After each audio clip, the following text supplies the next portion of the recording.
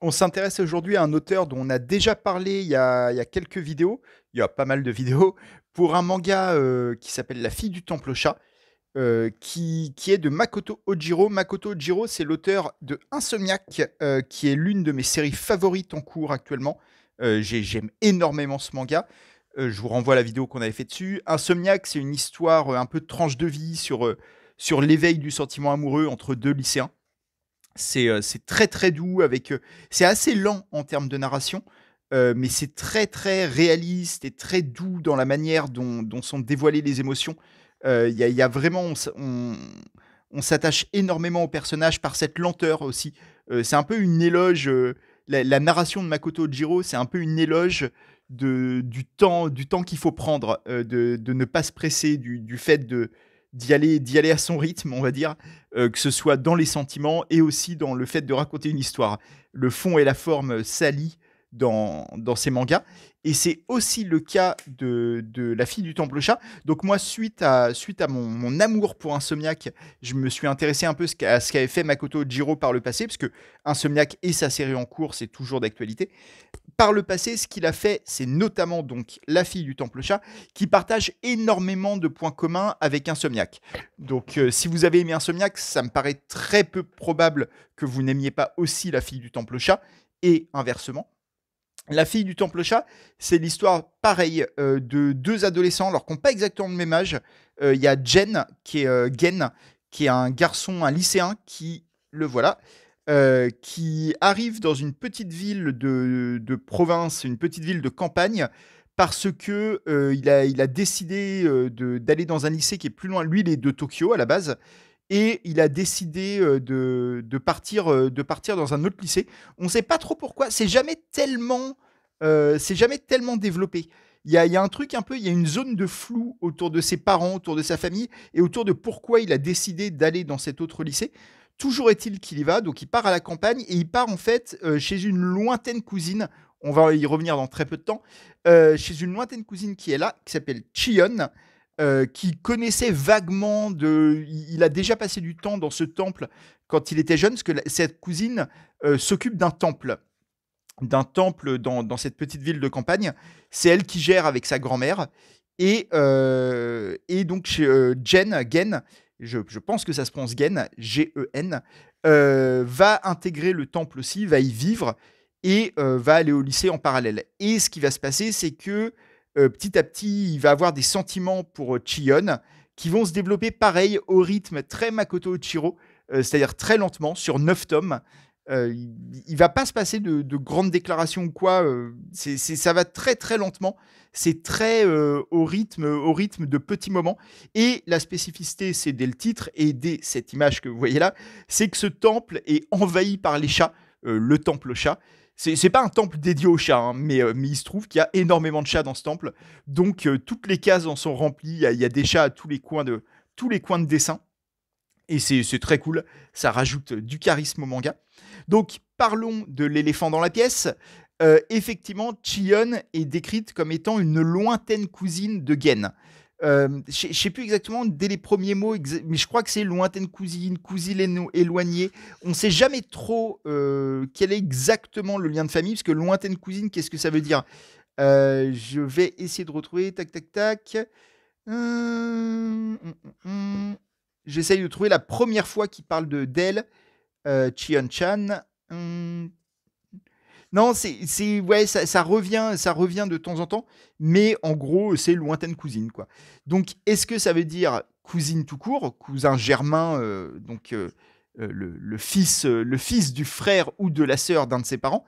Euh, je ne sais pas. Il y a tout un truc et qui peut-être participe aussi à ce flou, comme je disais, c'est que les parents des uns et des autres sont très mystérieux. Les parents de Gen, on les voit pas du tout, jamais, de tout le manga, et ils sont très peu traités. C'est rarement le sujet. Et les parents de Chion, on va les voir une fois assez tard dans le manga pour une scène pas très importante, mais qui explique un peu la solitude de Chion qui vit dans cette ville de campagne et pourquoi elle a à cœur de continuer à s'occuper de ce temple. Mais c'est pas un enjeu majeur du manga. Ce qui fait que, encore une fois, c'est très compliqué de savoir quel est le lien de famille entre les deux. La grand-mère qui est là, qu'on vient de voir sur les pages précédentes, elle, donc c'est la grand-mère de Chion. Par contre, ça a pas l'air d'être la grand-mère de Gen. Donc tout ça est assez flou. Et toujours est-il en tout cas que quand même le terme cousin est utilisé et donc qu'on a une espèce d'éveil amoureux entre cousins. Donc c'est un truc un peu gênant, plus commun qu'on le croit à travers le monde, mais quand même un peu gênant de notre point de vue occidental et qui est quand même qui est compréhensible en fait comme point de vue. C'est-à-dire que je veux bien qu'on dise c'est pas la même culture au Japon ou dans plein d'autres endroits, mais ben oui, ben, le fait est que moi je suis de culture française et que oui, je n'imagine pas tomber amoureux d'une cousine, quoi. Même si ça se fait en France aussi dans certains milieux sociaux. Hashtag Christine Boutin. C'est pour ceux qui savent. Mais oui, ça fait forcément une barrière un peu à notre, comment dire, à notre point de vue sur le manga. Ça peut poser un problème dans la manière dont on va aborder la fille du temple chat. Une fois que vous avez passé ça, que vous avez décidé que soit vous vous en fichez, soit vous acceptez, soit, moi c'était un peu mon point de vue, je maintiens qu'on ne sait pas exactement quel est leur lien de famille. Je ne suis pas complètement sûr que le terme cousin-cousine ne soit pas utilisé un peu arbitrairement pour désigner un lien très lointain, peut-être d'amis de la famille, ou je ne sais pas. Parce qu'en fait, on sait que Gen était déjà venu dans le temple quand il était gamin. Mais donc il a des souvenirs d'enfance avec Chion où ils s'amusaient tous les deux gamins. On a de temps en temps des petites scènes flashback qui reviennent là-dessus. Donc tout ça fait que ouais, il y a une espèce de flou quand même autour de leur lien familial ou non entre les deux persos, et ça peut créer un malaise qui est clairement qui peut être même au centre du manga si vous décidez de focaliser là-dessus. Ce que je peux comprendre. Donc c'est pour ça que j'en parle tout de suite. Il y a un truc bizarre autour de ça, qui est un truc qu'on retrouve dans certains mangas. Hein. C'est pas si rare que ça. Les liens familiaux un peu chelous entre adolescents amoureux dans la bande dessinée japonaise notamment. Donc voilà, je comprends que ça puisse vous bloquer dans votre lecture, je voulais en parler dès le début. Il y a un autre truc, on aborde les points négatifs en premier, qui est assez présent au début mais qui disparaît rapidement. C'est vraiment dans les premiers tomes, là c'est le premier que je vous montre. Il y a un côté malgaze autour de Chion. Vous voyez, la première image du manga, c'est le cul de Chion quand même, disons les choses. Et c'est un malgaze en plus qui est injustifiable d'un point de vue narratif, parce que là elle est toute seule par exemple dans cette scène-là. Elle est en train de balayer dans le temple. Il n'y a personne qui la regarde. Donc on ne peut pas dire c'est le point de vue de Gen sur elle ou d'un mec ou n'importe qui sur elle. Vous voyez, les cases suivantes, c'est encore le cul de Chion. Et ça va être comme ça pour quelques chapitres où il y a une grosse focalisation sur ses fesses. Mais vraiment, genre, ça arrive assez souvent des cases où c'est centré sur ses fesses. Ça disparaît assez rapidement dans le manga. C'est surtout dans le premier tome, en fait, voire même dans les premiers chapitres du premier tome. Mais c'est un premier contact avec le manga qui est pas ultra positif quand même, disons les choses. Ça disparaît très rapidement et il se trouve que Chion, tout comme Gen, sont très attachants. Là, elle essaye de faire le fantôme pour faire peur à Gen qui se bat dans le temple. Donc très vite, on s'attache à eux, et ce côté malgaze, qui est quand même là, disparaît petit à petit, et surtout à partir du moment où Gen arrive au temple, on comprend que c'est aussi son malgaze à lui. C'est-à-dire, lui, c'est un ado de 17 ans qui regarde cette fille qui en a 19 et qui est en plein éveil sentimental, mais aussi en plein éveil sexuel. C'est-à-dire que Chion est super jolie, encore une casse sur ses fesses. Ouais, il y en a quand même pas mal. Sauf que cette fois, on comprend que c'est Gen qui la regarde. On le voit derrière, voilà, il y a ce truc-là. Alors là, il y a un gag, ce n'est pas Gen qui la touche, mais un gamin. Il n'y a pas tellement de gags comme ça. Il y en a quelques-uns pareils au début. Au début, on sent en fait que Makoto Oshiro, c'est pas encore trop sur quel pied il danse à ce niveau-là. Est-ce qu'on est sur un truc avec des blagues graveleuses ou pas? Finalement, non. Mais c'est au début, peut y avoir un doute là-dessus. Elle, c'est un autre perso que j'aime énormément, qui va créer une espèce de petit triangle amoureux, parce qu'elle est aussi attirée par Gen, mais qui, lui, n'a Dieu que pour Chion. Moi, c'est clairement, c'est mon perso, elle, je l'adorais. Et voilà, donc vous avez un peu la toile de fond.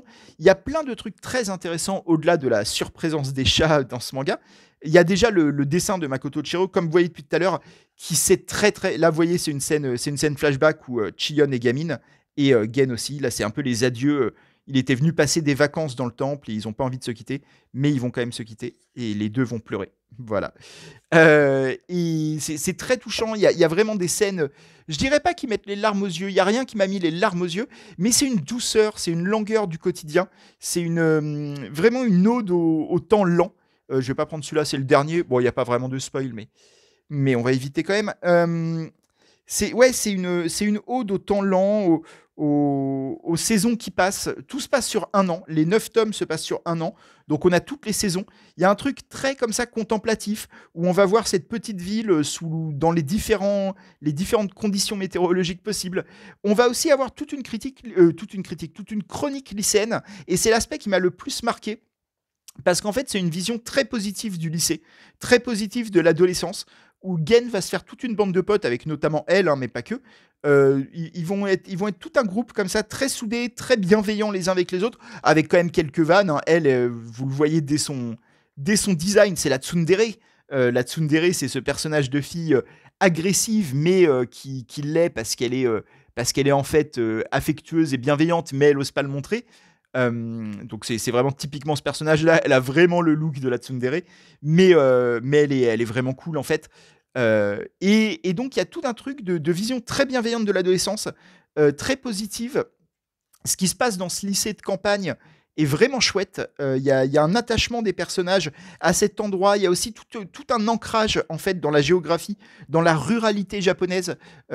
Makoto Oshiro passe beaucoup de temps comment dire, à dessiner les lieux, dessiner les endroits. Alors le temple, on le connaît sous tous les angles, mais même la petite ville dans laquelle ils vivent, on va voir un peu la campagne, la végétation, les routes où il n'y a pas beaucoup de circulation, les bâtiments qui restent modestes, qui restent petits. Il y a tout ce truc-là, la plage, il y a plein de choses comme ça qui sont développées dans le manga, qui sont développées par le dessin plus que par la narration. C'est intéressant aussi. La narration elle-même raconte peu de choses. Je trouve ce dessin très beau. Alors même s'il y a encore le cul de Chion, hein, mais celui-là est très chouette et ils ont dormi côte à côte. En fait, ils ont fait une sieste, vous voyez. Et quand ils se réveillent, ils voient ça. Il y a vraiment, pour le coup, il y a une douceur, comme je disais, de l'éveil des sentiments, mais aussi de la sensualité. Il a envie de toucher son dos, vous voyez. Il ose un peu l'effleurer. Il y a un truc vraiment très doux dans tout ça. Le dessin de Makoto Oshiro est ultra beau et surtout son design des personnages. Vous voyez, quand je vous dis la représentation de la campagne, il y a beaucoup de dessins comme ça. C'est un manga, moi, que j'ai quand même beaucoup aimé, que je trouve moins bien qu'Insomniac. Hein. Insomniac est plus poussé. C'est un peu le brouillon d'Insomniac, d'une certaine façon. C'est beaucoup des éléments qu'on va retrouver dans Insomniac en version peut-être un peu plus. Il y a moins de choses, il y a moins de propos, il y a moins de comment dire, d'évolution, mais il y a déjà tous les éléments sont là. Là, c'est toute la bande dont je vous parlais qui s'entendent vraiment très bien et qui sont très cool. Il y a un côté, c'est aussi ce que m'avait fait ressentir Insomniac, un côté nostalgique quand vous avez plus l'âge d'être au lycée, de relire ça. C'est tous les bons côtés de l'adolescence qui sont décrits chez Makoto Oshiro et dans La fille du temple chat. Et il est décrit avec une bienveillance, on sent qu'il aime ses personnages, quoi. Et ça fait du bien de lire ça. On peut mettre ce manga en perspective, en relation aussi avec un autre manga très actuel qui fait le buzz en ce moment chez les amateurs de manga un peu tranche de vie.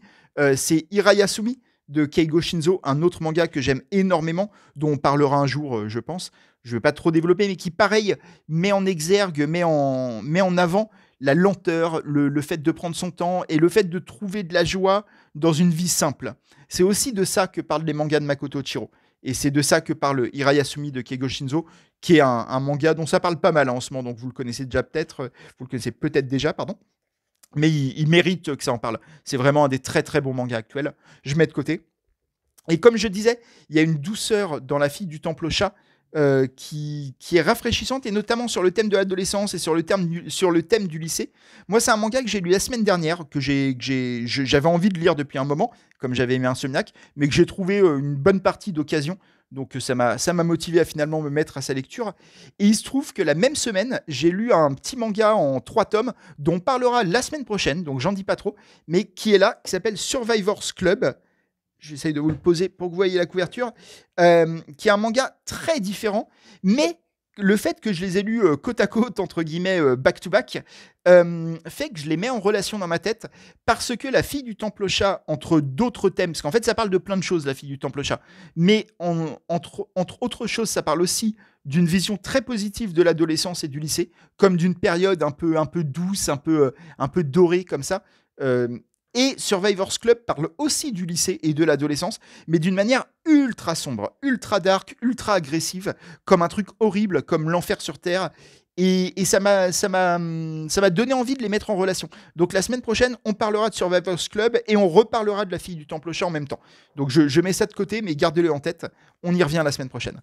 En tout cas, La fille du temple au chat, c'est un manga que j'ai beaucoup aimé, qui aussi est intéressant pour nous autres occidentaux sur le rapport des Japonais à leur temple. Parce que donc tout se passe dans un temple, enfin tout se passe, non, mais la vie quotidienne de Gen et de Chion et de la grand-mère qui vit avec eux et de tous les chats, le chat le plus intéressant étant celui-là, Sourcil, comme on l'appelle, qui est une femelle, on l'apprend à la fin, pendant une bonne partie du manga, je crois que c'était un mâle, mais qui est très attachant, Sourcil, mais ils sont tous très attachants, il y a plein de chats développés, il y a Petit Pois, voilà, donc tous ils vivent dans un temple, et c'est intéressant aussi de voir le rapport des Japonais au temple, parce que faut pas avoir une vision trop occidentale là-dessus. C'est-à-dire que pour nous, les églises, les mosquées, c'est des endroits sacrés où on fait pas n'importe quoi.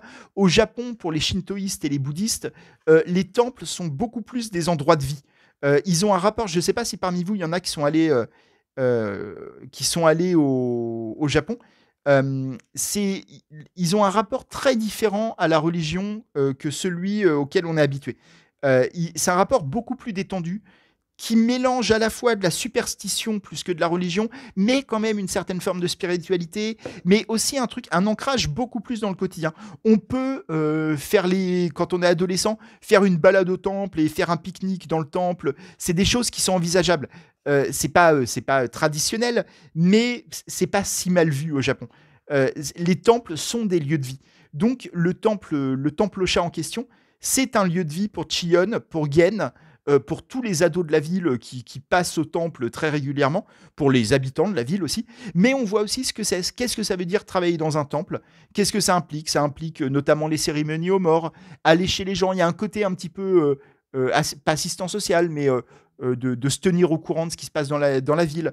Il y a des scènes comme ça, des pages comme ça, pardon, que j'aime bien, entre les chapitres, de temps en temps, où il faut trouver les chats. En mode, où est Charlie? Il y a 6 chats à trouver, qui sont cachés un peu partout. Je vous laisse regarder si vous les trouvez. 1, 2, 3, 4, 5. Il me manque le sixième.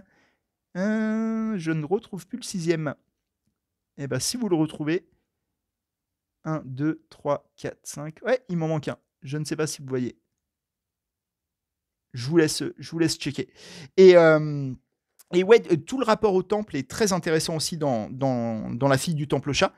C'est vraiment un manga très chouette qui est intéressant aussi. D'ailleurs, le titre, c'est La fille du temple chat, et tous les chapitres s'ouvrent, enfin, ils s'appellent Chion et deux autres choses. Chion, la rentrée des classes et la préparation. Chion, le centre d'intérêt de la classe. Chion, le temple et le beau gosse. Chion, le ménage et la calligraphie, ainsi de suite. Et c'est comme ça pendant tout le manga. Et donc, c'est Chion qui est au centre du titre, des couvertures. Toutes les couvertures montrent Chion, aucune ne montre Gen. C'est intéressant. C'est elle qui est dans le titre et c'est elle qui est dans le nom des chapitres. Et pourtant, la narration, d'une certaine façon, est plutôt du point de vue de Gen et notamment de son point de vue sur Chion. Chion est plutôt le sujet du manga. Ça tourne autour d'elle, mais ça n'en est pas la protagoniste. Là où dans Insomniac, dont on avait parlé, les deux adolescents au centre du récit sont tous les deux protagonistes suivant les scènes, suivant les chapitres, bien que quand même, peut-être que le mec est un peu plus protagoniste également. Il y a un peu la même narration où c'est peut-être un peu plus lui, mais c'est plus partagé dans Insomniac. C'est quand même un peu plus égalitaire à ce niveau-là. Vous voyez, le dessin de Makoto Chihiro est resté à peu près le même dans ses designs de perso. Chion et l'héroïne d'Insomniac qui s'appelle, j'ai oublié le nom, Izaki. Izaki et Chion se ressemblent quand même pas mal, même si l'âge n'est pas tout à fait le même. Et je sais plus ce que je voulais dire, mais oui, il y a un truc de point de vue masculin, ce qui n'est pas forcément mal en soi, sur Chion. C'est plus un éveil des sentiments du côté de Gen, qui est en plus plus jeune que Chion. Donc ça crée un décalage. On peut comprendre que Chion a peut-être déjà connu l'amour. On ne le sait pas. Il y a un truc assez marrant dans tout le manga, et c'est narrativement, je trouve ça vraiment intéressant. Il fait 9 tomes, donc il n'est pas court non plus le manga. Il est pas très long, surtout que les tomes sont assez courts. Ils font plus 150 pages que 200. Mais c'est quand même, il a de la place, quoi. 9 tomes, c'est pas rien. Et pourtant, les persos, on leur offre très peu de background. On connaît pas trop le passé de Chion, le passé de Gen. Comme je dis, on voit très peu leurs parents. On a quelques flashbacks de quand ils étaient gamins ensemble, mais on n'a jamais de flashbacks où ils sont séparés. Les seuls flashbacks qu'on nous offre, c'est leur histoire commune, en réalité. C'est pas leurs histoires séparées. On sait pas trop ce qu'ils font, en quoi consiste leur vie en dehors l'un de l'autre, d'une certaine façon, en dehors de ce moment présent. Et c'est peut-être ça, la nature finalement de La fille du temple au chat, qui est, comme je dis, une ode au temps lent, une ode à la narration lente, une ode au sentiment lent, et une ode à la vie lente, en fait, parce que cette vie de campagne aussi, entourée de chats, comme ça, dans cette toute petite ville, où tout le monde se connaît, où tous les lycéens se connaissent, où tout se passe bien d'une certaine façon, c'est la lenteur également.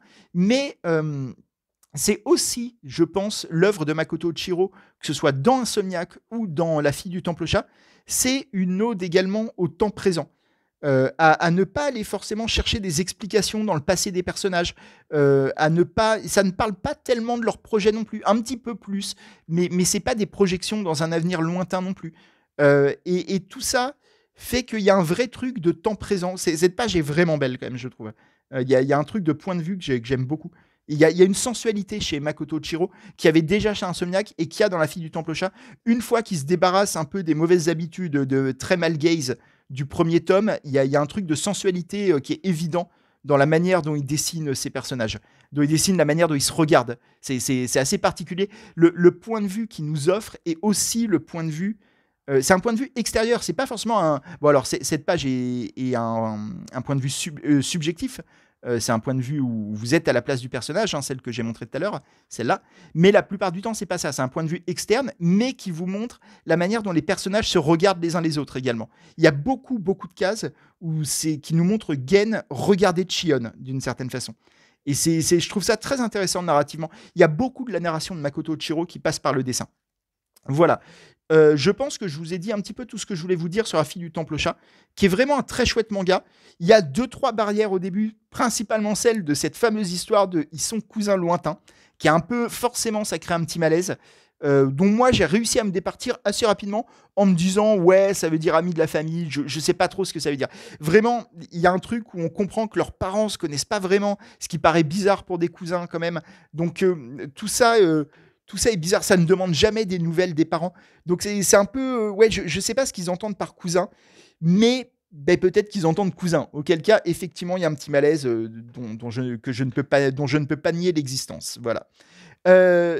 Si vous arrivez à dépasser ça, c'est un manga très doux, très intéressant narrativement aussi sur la lenteur. Hein, comme je dis, il y a un vrai truc de Makoto Oshiro qui prend vachement son temps.